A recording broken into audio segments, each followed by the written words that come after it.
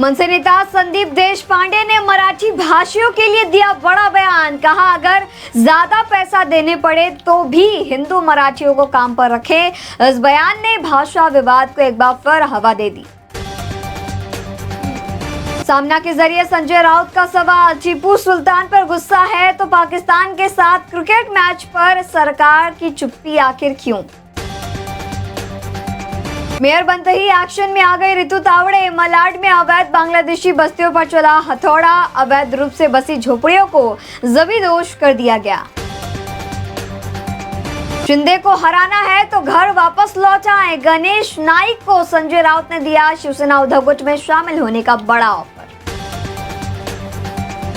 Gateway of India पर Bharat France नवचार वर्ष कार्यक्रम का आज आयोजन। सुरक्षा के चलते दक्षिण मुंबई की कई सड़कें रहेंगी बंद। ट्रैफिक पुलिस ने लोगों से वैकल्पिक मार्गों के इस्तेमाल की अपील की।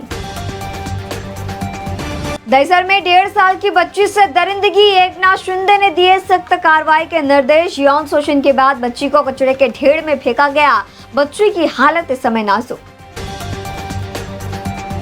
मुंबई में प्रॉपर्टी टैक्स पर घमासान, निजी बकायेदारों पर कब्जे और नीलामी की तलवार लटकी, लेकिन सरकारी विभागों के हजारों करोड़ों बकाये पर बीएमसी की चुप्पी।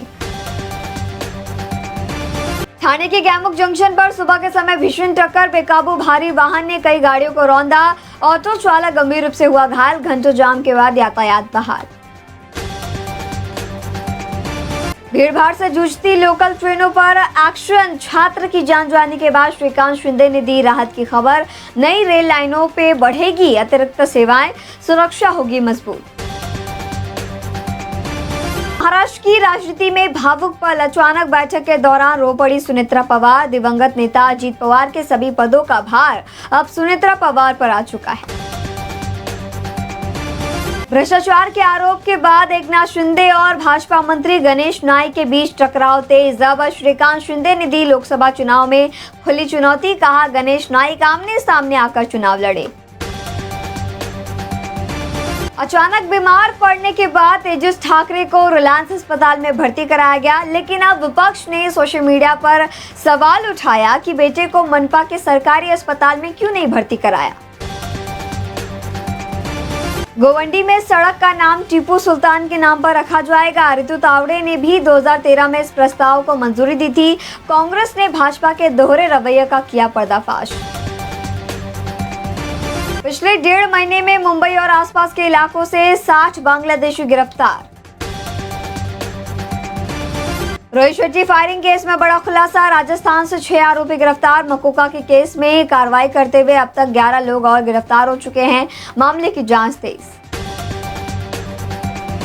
गणेश नगर स्थित परफेक्ट कंटेनर कंपनी में भीषण आग लगी। बार बार ऐसी घटनाओं से नागरिक आक्रोशित।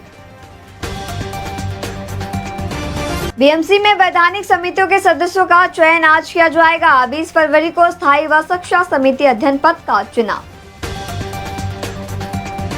पीसीबी चीफ कम नौटंकी कंपनी ज्यादा। मोहसिन नकवी के कार्यकाल में 6 बार पाकिस्तान ने भारत से मुंह की खाई, फिर भी कम नहीं हो रहा नखरे। मुंबई में सोने चांदी के दामों में गिरावट देखी गई। 10 ग्राम 22 कैरेट सोने की कीमत 1,43,400 रुपए पहुंचा, तो वहीं चांदी 2,68,000 रुपए प्रति किलोग्राम पे बनी हुई।